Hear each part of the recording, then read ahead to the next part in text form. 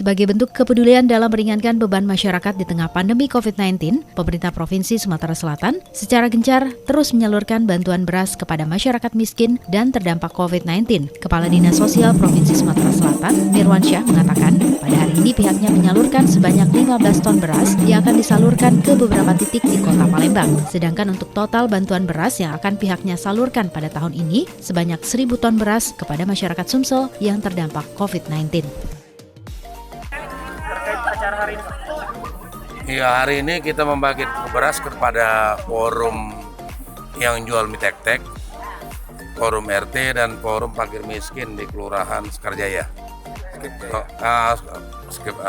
Skipjaya. Totalnya yang kita berikan hari ini lebih kurang 7,5 ton. Nah ini